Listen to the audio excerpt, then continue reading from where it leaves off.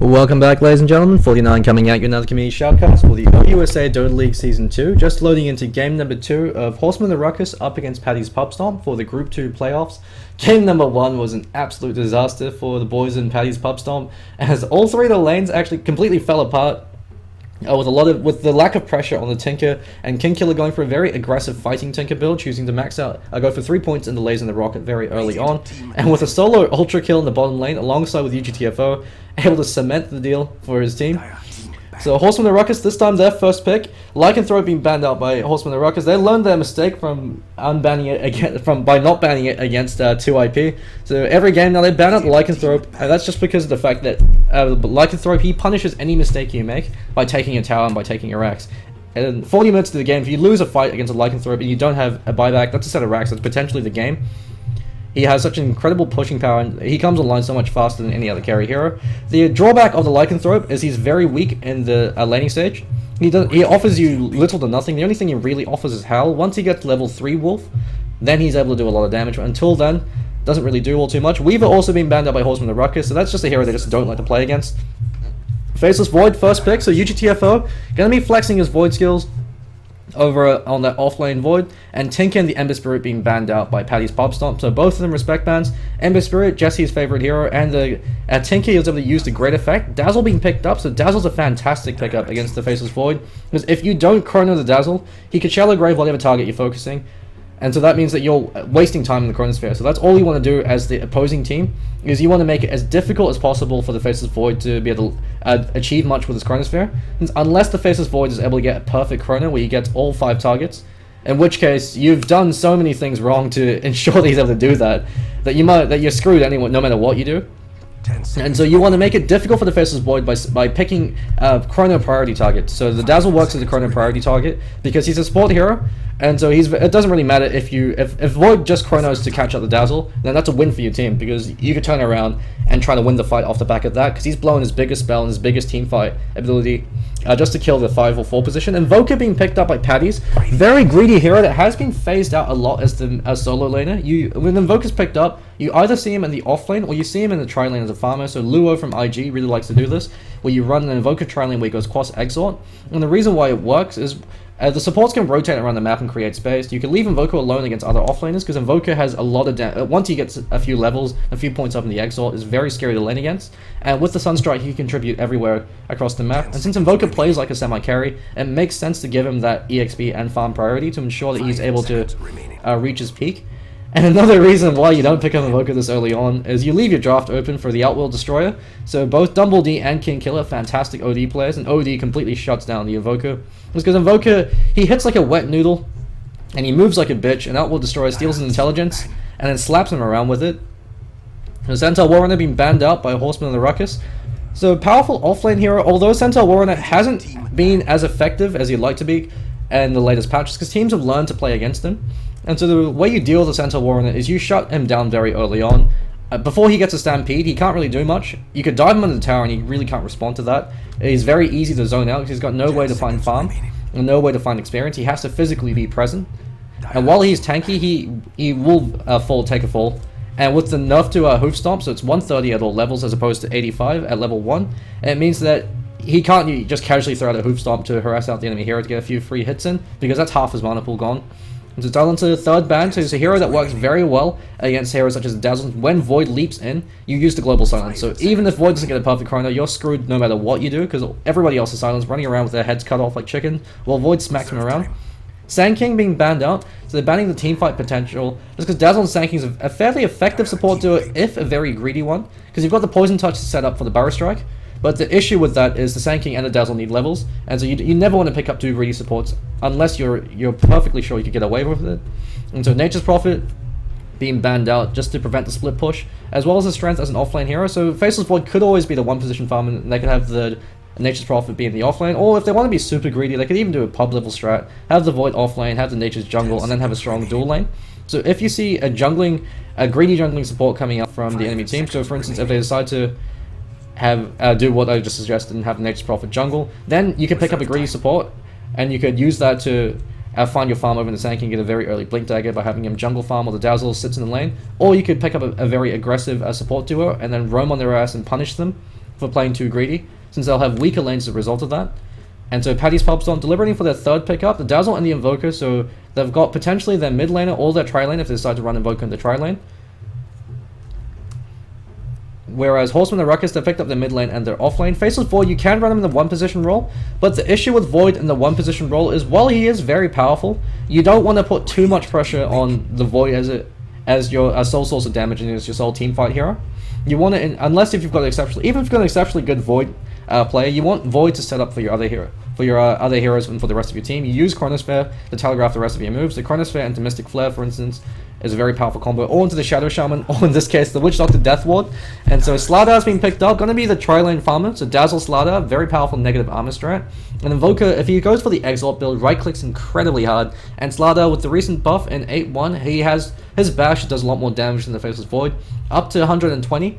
So there's actually a viable build where you could choose to go for 1 point in the sprint, 1 in the crush, and then max out the bash if you're playing him in a 1v1 lane. Just because if you happen to land a lucky bash on another hero, you can go in for a kill just off the back of that. And once you get the amplified damage, it hurts like hell. Slardar is a very powerful tri-lane hero who comes online very quickly. Once he gets a Blink Dagger, he can run around and create space for the rest of his team. But the drawback with the Slardar is you've got a timing window. You have to snowball in the first 30 minutes. You have to get a lot of kills. You have to ensure that you have a backup form of damage once you start to taper off. Because when the late game starts to kick in, when the mid to late game kicks in, when other heroes have BKBs, if you don't have a BKB, you're easy prey for the enemy team. If you get called out in the Chronosphere, you're going to die.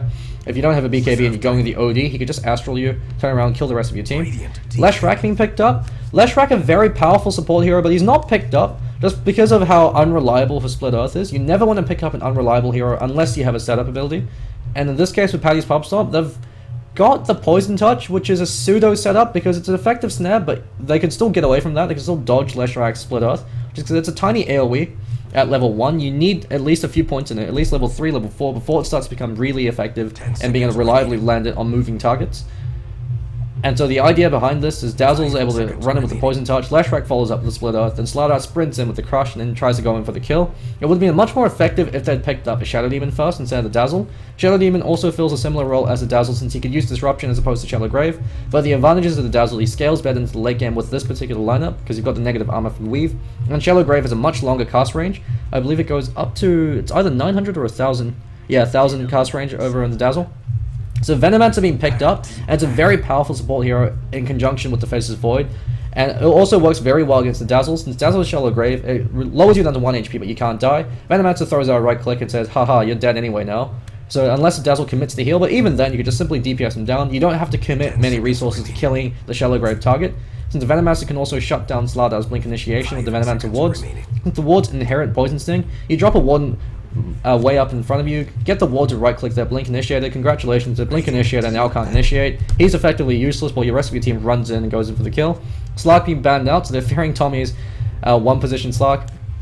So if they have the, so they're trying to ban out powerful one position heroes that will work well that lineup, although Slark and Void actually work terribly together, because Slark is all about getting up in your face and right clicking you down. Void also does the same thing, but he's got the Chronosphere. Void doesn't like to share unless you're ranged, in which case he's willing to share.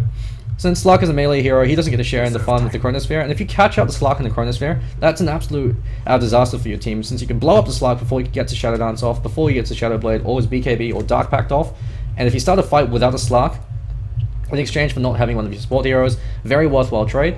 So Bristleback as the final ban coming out from Horsemen and the Ruckus.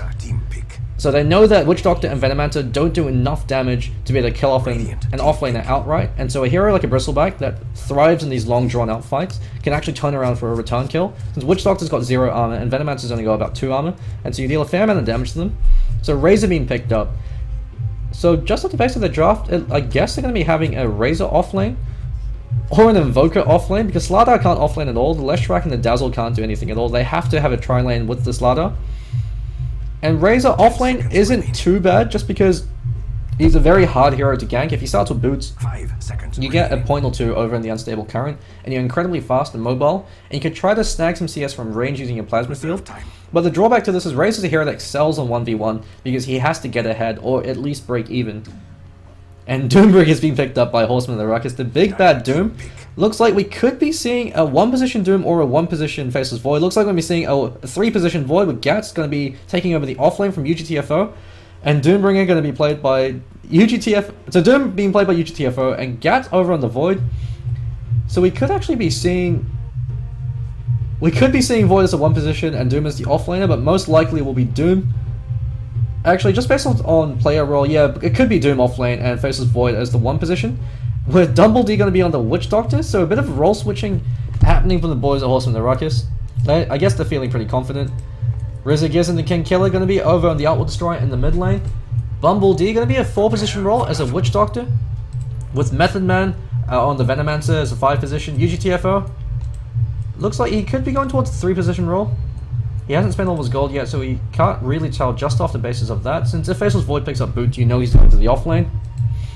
Gats, he could potentially be the 1 position. Manchester Morgan, who was the offlaner in the last game. This time he's going to be the 1 position farmer. With Vic Vinegar, once again going to be on that 5 position role as the Dazzle. And Admiral Bullshit, we could actually be seeing a mid lane Leshrac. No, never mind, just based off the smoke pickup, he's going to be that 4 position Leshrac. Hugh Honey, looks like he's going to the mid lane as the Razor. And they're going to leave Sweaty Nips a solo top. So I like the positioning coming out from them, although he chose to go for a Ring of Regen at level 1 on an Invoker. Don't do this at home, kids. You've got enough base of regen from your quest, you don't need any more regen. What you need as Invoker is you either need survivability, so you want to build stats, or you want to build movement. Invoker something with boots is fine and dandy, especially if you're going to be over in that offlane role. But if you're going to be 1v1 against another offlaner, such as a Doombringer, you want as much damage as you could possibly bear, even if you go Exort. Because with Exort, you just barely break even with the Doom right now. Since Doom, 62 damage. If it was another offlane, if it was a ranged offlane here, you might barely break even. But against a Doom, you're not going to have any chance of that. So UGTF are going to be the offlaner. And we could actually be seeing dual lanes. Dumble D rotates top. We're going to be seeing dual lanes coming out from Horsemen and Ruckus. So they're feeling very confident and very cocky. Gats starting with a Quelling Blade over in the Faceless Void. You never, ever, ever want to go for a Quelling Blade on the Faceless Void unless you're against a hero like a Nature's Prophet, in which case you can cut away the trees. Or if you're going to be playing him in that 1 position role, you never want to miss any CS. But considering the fact that Faceless Void's got the 2nd highest base damage in the game for a carry hero, the first would be the Lifestealer. And he's got a great animation as well. Lifestealer's animation is good, but Faceless Void's a lot better. I think it's 0.2 or 0.3. Very smooth, very fluid animation. Incredibly easy to last hit with him. You really don't need a Quelling Blade unless you're against the Nature's Prophet. So I like the lane switch up coming out from Paddy's Pubstomp by sending the Razor mid. Razor works very well against the Outworld Destroyer, and for this reason, he really should have started with boots in order to capitalize on this though. Since Outworld Destroyer, he's faster than the Razor at level 1 without any movement boosting items. And so he can simply back away, and so he was only able to steal 14 damage, which is enough to ensure that he should be able to out-CS King Killer at this stage. But you really want to steal more than that. You want to steal 21, you want to steal 28, you want to really drive the Outworld Destroyer back.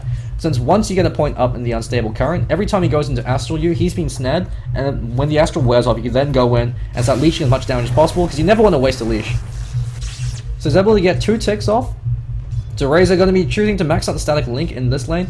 Usually for a Razor, especially in the mid-roll, you want to go for a 4-2-1 build where you max out the Plasma Field so you can control the creep equilibrium and use that to get runes, as well as the huge amount of burst damage that comes out from him, and 370 huge AoE, so you can hit pretty much every hero in the fight. It's not that unheard of to be able to hit 5 heroes. But against that Outworld Destroyer is going to steal all your intelligence. You want to max out that Static Link so you can contest. You want to get a few points up in the Unstable Current so that you punish him every time he goes in. Since the damage goes up slightly, the damage isn't too important, but the snare, the purge that comes in, you're able to get a 2-second snare every time he goes in for that Astral, you're able to do a lot of work. But Razor, he really needs his boots up. It looks like he went for a Bottle Rush as well. Bottle Rushing is another way to deal with the Outworld Destroyer, but while I say that, first blood in the top lane, Sweaty Nips takes a fall, Dumble D, and UGTFO. Good action coming up from the 2 of them. Looks like casting the Malediction with a few right clicks in the Scorched Earth. More than enough, since Scorched Earth dot damage helps the Malediction do a lot more damage. Since it's based off how low the HP pool of the hero is, so how much HP is missing ever since the first tick of the Malediction. So this dual lane has to be playing fairly safely, fairly defensively, since the only way Paddy's Pubstomp can recover right now, especially given how the safe lane's going, is they have to find kills. Looks like they're actually having a lot of internet issues over on my end. I do apologize. Let's see if I can try to resolve it somehow. There we go. Looks like we're good to go. And so this tri-lane has to try to find kills to punish the greed coming out from Horsemen and Ruckus with this dual lane.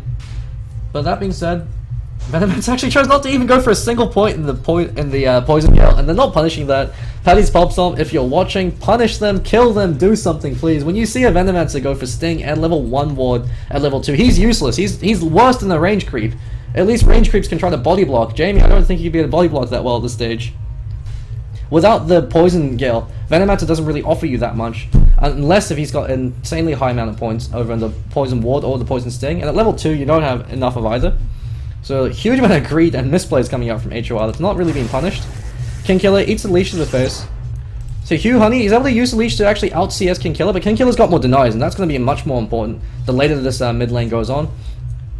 As you can see, level 5 up on him compared to level 4. Razor, once he hits level 6, if King Killer decides to go for an early point in the Sanity's Eclipse, which he's known to do, especially against a matchup like this where he's stealing all the intelligence away, he can turn around for a kill, or if he has support rotating in, with all the intelligence, he still only can deal a lot of damage. But Razor, that being said, he's been doing a good job in being able to control the lane. So Hugh Honey, with that static blink, is able to ensure that he really needs to be denying a lot more actively. But he's ensuring that he hasn't lost the lane, that he's been able to find his farm. Razor's a great hero for pretty much every lineup, just because he's so versatile. He's a Swiss Army knife made of kinky lightning. You build the same things on him as you build on a Razor, on a Viper. Sorry, you build treads into mech, into the Aghanim Scepter, and maybe a BKB, somewhere in all of that, which is the exact same line you can build on a Viper. He's meant to be a retard magnet. You run in, draw as much fire as possible, give them a reason to focus fire you, and then become incredibly difficult to kill. King Killer actually misplays a huge amount there, and loses almost all his damage. He loses all his damage to that, so he can't show himself in lane now. He can't let himself get in right-click range. But with no immediate snares, and with no boots up on him as well, Outward Destroyer, playing very greedy, tries to go for a bottle. You almost never see an OD go for bottle, because he doesn't really need it. He has all the mana sustain from the Essence Aura, and while he's standing in the bottom lane, Venomance gets a kill. Looks like they tried to dive, and we're punished by it. Shallow Grave was used for that as well. And Horsemen and Ruckus able to win 2 out of 3 lanes. That being said, Razor is doing fairly well in the mid lane, but they're breaking even with all the denies coming up from King Killer. And the top lane, Sweaty Nips turns around with the Deafening Blast, but it's not going to do enough, especially with the Malediction. No Ghost Walk, he's got that value point of Wex, but his Invoke's on cooldown, and UGTFO just cuts him in half. No Wizards allowed here, apart from Dumbledore, he's okay. Admiral Bullshit, waiting in the wings. So he's going for the Diabolic Edict build. So the rationale behind this lane, if it was executed perfectly, is you go for kills, you kill them, then you take that tower, you pressure it with the Leshraika Diabolic Edict, you take that tower, you deprive them of farm, and then you continue to pressure. And once you've gotten the tower 1 gone, when they lose that much map control, you can then you have your support to rotate in through mid, smoke gank in, kill off their mid, and then take their mid tower. But when the execution breaks down, when you're feeding kills, throwing your lives away, not being able to accomplish kills, and not punishing the misplays coming up from the Radiant side, things become a lot more difficult. But Razor in the mid lane, he's the saving grace for his team. He's got the most amount of CS. He's the only one that's on comparable enough CS compared to the rest of his team. King Killer going in for very greedy Astrals, but he knows that he can back himself away, especially now that he has boots. So Razor, no points up in the Plasma Field. It's because he won't have the mana to use it. Treads up on him, he really has to pick up that mech as soon as possible so he can provide that buffer of HP for the rest of his team. Slaughter sprints up, Gats has a Time Walk though, and so he walks out. Method Man goes 1v3, catches out Admiral Bullshit, eats the Split Earth to the face, but the Poison Sting damage might be enough. Never mind, Shallow Grave used on Mantis Toboggan at full HP. What am I seeing? Gats cops a few hits to the face, no PRD stun since he doesn't have it, and Method Man going to be the sacrificial lamb. One more right click coming up. Remember, Dumbledore rotates in with a 2-man Malediction. Death Ward drops as well to 1 for 2. More than happy to throw away your Venom in exchange for 2 kills over on your Witch Doctor, who's got Arcane Boots and now has enough, almost as enough for a point booster. If he's able to get that Aghanim Scepter up, he'll be able to out DPS every other hero on his team, including the Faceless Void. So Gat, at this point, he's playing support. He even chose to max out the backtrack. The traditional build for Void in the current meta is you either want to max out the Time Walk or you want to max out the Time Lock. The only alternative to this build is you want to get 2 points in Time Walk because that's the most efficient point for Void, because it gives you 900 range. That's a much greater range for you to leap out or to leap into to initiate. And then you want to max out your Time Lock because Time Lock is absolutely stupid in the sheer amount of damage it does. Void, he could just build attack speed and just with treads and then max out Time Lock and go for a solo kill on any hero in the game.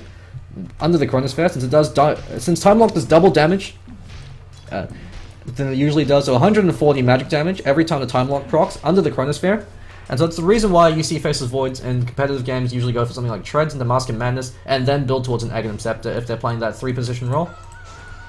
Dumbledore point booster up on him. That's a very, very fun Witch Doctor. Hugh Honey, he's got a point up in the plasma field now, so he's starting to go for a bit more of a standard build. He needs that AoE that reliable AoE damage coming out from the plasma field.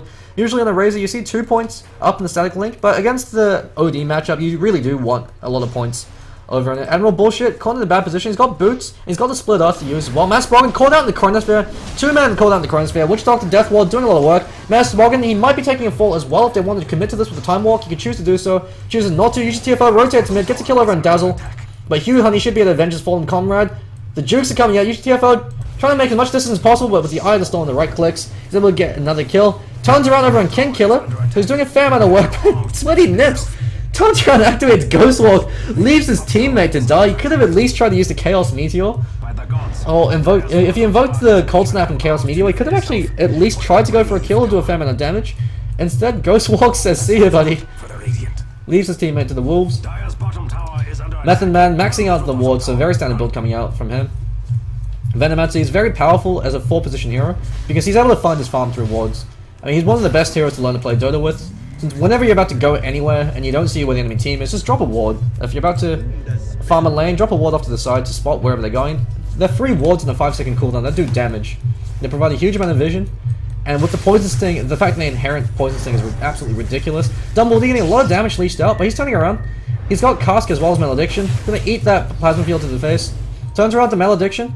King Killer also hanging around as well. A lot of quick pings coming up from Paddy's Pubstomp. They just start to back away. Manages to bog him. He needs a Blink Dagger if he wants to jump in and initiate. And Gats looks like he's going towards that Mask of Madness. But still choosing to only stick with 1 point over in the time lock. And so that really cripples a lot of damage. You have to be really efficient with your early skill points as Void. Since Void is a hero that needs a fair amount of EXP to be effective, you want to max out all the abilities. All of them are very powerful. So the order in which you choose to max them out is incredibly important. Since by maxing out time lock, by backtrack, you don't give your team anything. You're slightly more survivable.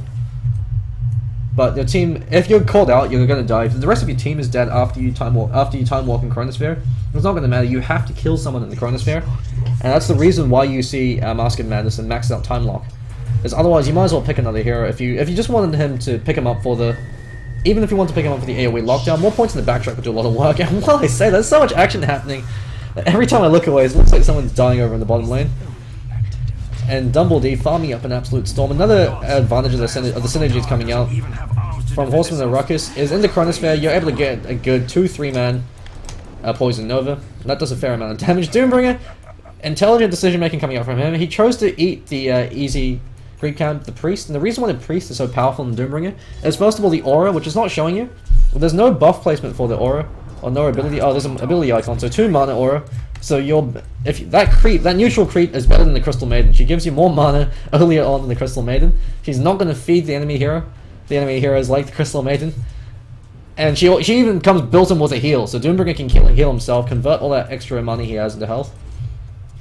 And he's got enough for a Midas. You usually see Doombringer go towards something like an early, like Tranquils into a Blink Dagger. But UGTFO, in that dual lane, he was able to farm a lot, and he's able to pick up Midas as well as Phase Boots. Vic Fenning's been taking full just under the sheer weight of the Malediction. Hugh Honey pops the Eye of the Storm, but level 1 Eye of the Storm doesn't really do all too much. It's not a bad skill, but it's not too mana efficient. He takes the fall from King Killer, smacks him down with the Arcane Orb. Animal Bullshit. Going in for a kill on Dumbledore. Dumbledore just barely walks out of range for the Diabolic Edict and gets another kill, so triple kill up on him.